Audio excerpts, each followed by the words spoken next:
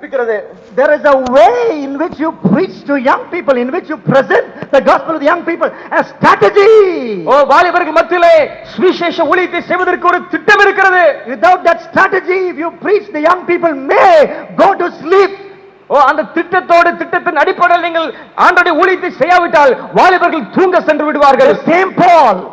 The same Paul, அதே Pavul stood in the city of Athens. அங்கே அத்தேனே பட்டணத்தில் அவன் பிரசங்கம் பண்ணுகிறான். And he preached the gospel. அவன் அங்கே கர்த்தருடைய வார்த்தையை பிரசங்கிக்கிறான். Great message. பெரிய செய்தி. You know what he said? என்ன செய்தான் தெரியுமா? One of your own poets said. உங்களுடைய கவிஞன் ஒருத்தர் சொல்கிறான். உங்கால் சொல்றான்பா. உங்கால் சொல்றான். Your Vijay is saying. உங்க விஜய் சொல்றாரு. Your man is saying.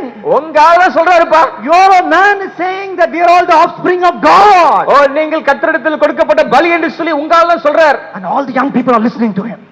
உடனே எல்லாம் கவனிக்க ஆரம்பிச்சிட்டாங்க. Just the way I would say, அதே போல நான் சொல்லுவேன், நிம்மதி இல்லை, ஏன் இல்லை, நீ இல்லையே. That's what your Vijay said. உங்க விஜய் சொல்றார் நிம்மதி இல்லை என்று சொல்லி. கடைசியில் எல்லாம் பொய்கள். Who said? Your Vijay said. உங்க விஜய் சொல்றான் எல்லாம் பொய்ன்னு சொல்றாரு. That's what my Bible says in Ecclesiastes 2. அதேதான் என்னுடைய வேதாகமம் பிரசங்கின் புத்தகத்திலே சொல்கிறது. கடைசியில் எல்லாம் பொய்கள். எல்லாம் மாயை, பொய். Without God all are lies, all is in vain. That is the message of Ecclesiastes 2. பிரசங்கின் புத்தகம் 2ஆம் அதிகாரத்தில் வேதம் சொல்கிறது கர்த்தர் இல்லாத பட்சத்திலே இந்த உலகத்தில் இருக்கிற எல்லா காரியங்களும் பொய், மாயை, அர்த்தமற்றது. Wine is in vain without God.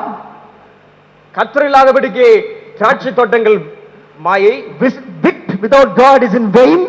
Wit, அறிவு. கர்த்தர் இல்லாத பட்சத்திலே அறிவும் வீண். And women, you can have as many women you want, but they will never give you the satisfaction which God alone can give you. எத்தனை பெண்கள் கொடுக்க முடியாத சந்தோஷத்தை தேவன் மாத்திரம் தான் உங்களுக்கு கொடுக்க முடியும். You can work, you can engage yourself 24 hours in a work, but without God your life will be in vain. That's what my Bible says. நீங்கள் வேலை செய்யலாம், வேலை செய்து கொண்டே இருக்கலாம், ஆனால் கர்த்தர் இல்லாதபடிக்கு உங்களுடைய வேலை, உங்களுடைய எல்லா காரியங்களும் மாயை, அர்த்தமற்றது. That's what your man also says. அப்படிப்பட்ட காரியம் தான் உங்களாலும் சொல்றாரு. That's why Monel committed suicide. Monel, the actress, committed suicide. அங்க ஒரு நடிகை தற்கொலை செய்து கொண்டாள். 10 actresses have committed suicide in the Tamil movie industry. 10 நடிகைகள் இதுவரைக்கும் தற்கொலை செய்திருக்கிறார்கள் தமிழ்நாட்டிலே. So how do you do youth evangelism? எப்படி வாலிபர் ஊழியத்தை செய்வது? The way Paul did evangelism in Athens when nobody was sleeping. அங்கே அத்தேனே பட்டணத்திலே பவுல் ஊழியம் செய்யும்போது யாரும் தூங்கவில்லை. One of your own poets said. உங்களுடைய கவிஞனே சொல்கிறார் என்று சொல்கிறான். Sleeping without a strategy. Young people are sleeping without a strategy. வாலிபர்கள் திட்டம் இல்லாமல் தூங்கிக் கொண்டிருக்கிறார்கள். I'm going to close now. நான் முடிக்க போகிறேன். I'm going to talk about one final event. நான் ஒரே ஒரு காரியத்தை சொல்லி நான் முடிக்க விரும்புகிறேன். The second coming. இரண்டாம் வருகை. Sleeping during the second coming. Finally. கடைசியாக இரண்டாம் வருகையின் போது தூங்கிக் கொண்டிருக்கிறது. Young people, will you be sleeping during the second coming? வாலிபர்களே, இரண்டாம் வருகையின் போது நீங்கள் தூங்கிக் கொண்டிருப்பீர்களா? Awake you drunkards! Awake you drunkards! குடிகாரர்களே, நீங்கள் எழும்புங்கள். Weep! அழுங்கள். Wail you drinkers of wine! திராட்சை ரசத்திலே மயங்கிக் கொண்டிருக்கிறவர்களே, விழியுங்கள். That is the message of Joel. அப்படிதான் யோவேல் தீர்க்கதரிசி சொல்கிறார். Why? ஏன்? A day is coming. ஒரு நாள் வருகிறது. The locust army is coming to invade the land of Israel. அங்கே வெட்டுக்கிளியின் கூட்டம் அங்கே தேசத்தை படையெடுத்து வருகிறது. But that is only a small picture of what will happen one day. அது ஒரு நாள் நடக்க போகிறதை குறித்தான ஒரு சின்ன சம்பவம் தான் அங்கே சொல்லப்பட்டிருக்கிறது. Today the locust army will come. இன்றைக்கு வெட்டுக்கிளியின் படை வருகிறது. But one day, ஆனால் ஒரு நாள் the son of God is going to come. தேவகுமாரன் வரப்போகிறார். Will you be ready? நீங்கள் ஆயத்தமா? Or when he comes, அவர் வரும்பொழுது will you be found sleeping? நீங்கள் அவர் வரும்பொழுது தூங்குகிறவர்களாக கண்டுபிடிக்கப்படுவீர்களா? As Jesus said in Mark 13:35 and 36. Mark எழுதின சுவிசேஷம் 13ஆம் அதிகாரம் 35 36ல இயேசு சொன்னார், Watch therefore. ஆகவே விழித்திருங்கள். For you do not know when the master of the house is coming. வீட்டு எஜமான் எப்பொழுது வருவார் என்று சொல்லி உங்களுக்கு தெரியாது. In the evening, மாலையிலோ, in the midnight, நடுராத்திரியிலோ, or the crowing of the rooster, அதிகாலையிலோ or in the morning, காலையிலோ, lest you finds you sleeping. அவர் உங்களை தூங்குறவர்களாக கண்டுபிடிக்காதபடிக்கு. Paul said, Pavul சொல்கிறார் in Romans 13:11, ரோமர் 13:11, and do this, இதை செய்யுங்கள், knowing the time, that the time is, it is high time that you awake out of your sleep, for your salvation is nearer than you first believed. நீங்கள் முதலாவது கேட்டது நாளை காட்டிலும் உங்கள் ரட்சிப்பு சீக்கிரமா இருக்கிறபடினாலே நீங்கள் தூக்கத்தை விட்டு எழும்புங்கள் என்று சொல்கிறார். Quieten yourself right now. கொஞ்சம் அமைதியா இருங்கள். Think of the time when Jesus will return.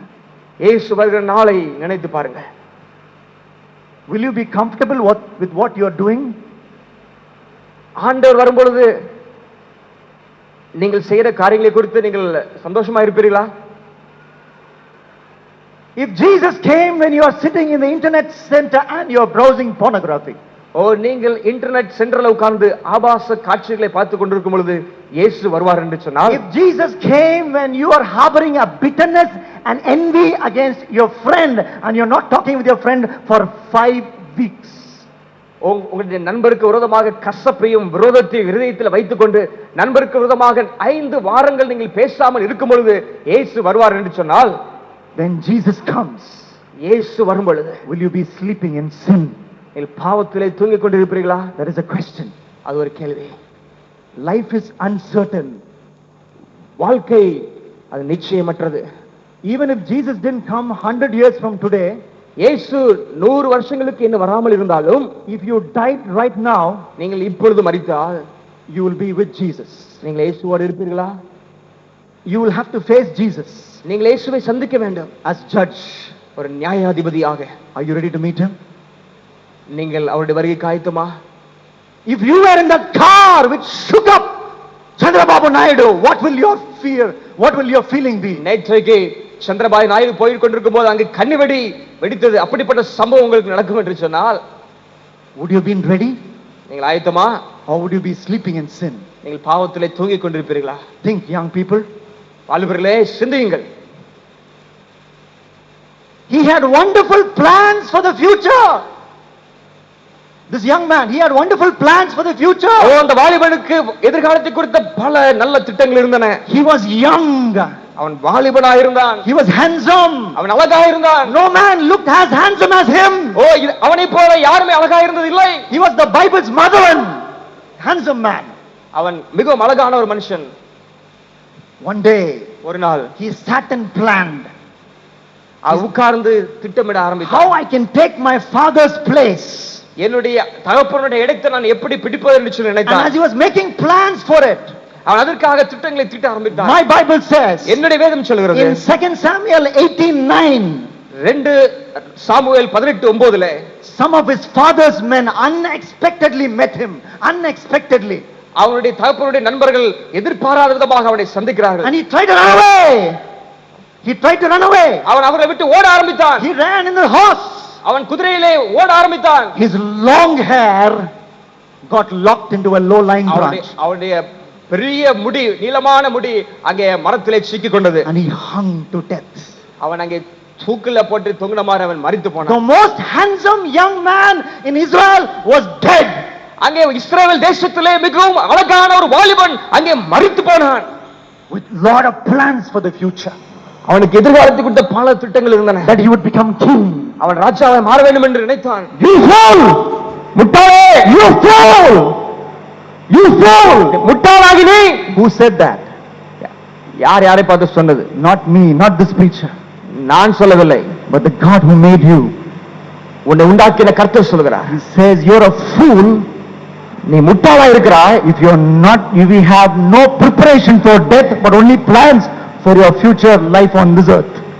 உன்னுடைய மரணத்தை குறித்து நீ ஆயத்தம் இல்லாதபடிக்கு இந்த பூமிக்குரிய காரியங்களை குறித்து நீ திட்டமிட்டுக் கொண்டிருப்பாய் என்று சொன்னால் நீ ஒரு முட்டாள் என்று சொல்லி இயேசு சொல்கிறார். Bow your heads please. என்னோடு கூட தலையிலே சாய். Everybody eyes closed. எல்லா கண்களும் மூடப்படட்டும். And I want everyone to get up. எல்லாரும் எழும்பி நில்லுங்கள். All eyes closed and everybody in this room up. எல்லா கண்களும் மூடப்பட வேண்டும். ஒருத்தர் கூட கண்ணை திறக்கக்கூடாது. Young people, எல்லாம் எழும்பி நிற்போம். young people, வாலிபர்களே, what are you sleeping in? எதிலே நீங்கள் தூங்கிக் கொண்டிருக்கிறீர்கள்? Are you sleeping in sin? நீ பாவத்திலே தூங்கிக் There கொண்டிருக்கிறீர்கள். is a sin in your life, young man. வாலிபனே, உன்னுடைய வாழ்க்கையில் ஒரு பாவம் There is இருக்கிறது. a sin in your life, young lady. அருமையான வாலிப சகோதரருடைய வாழ்க்கையில் ஒரு பாவம் இருக்கிறது. I don't know. எனக்கு அது தெரியாது. But God knows. ஆண்டவருக்கு அது தெரியும். And then that sin, if you persist in it, when he comes back the second time, அதே பாவத்திலே இயேசு வருகிற வரைக்கும் நிலைத்திருப்பான் என்று சொன்னால் what will be your condition? உன்னுடைய நிலைமை என்னவா இருக்கும்? Would you go to eternal hell? நீ நித்தியமான நரகத்துக்கு செல்வாயா? Or today, இன்றைக்கு if you wait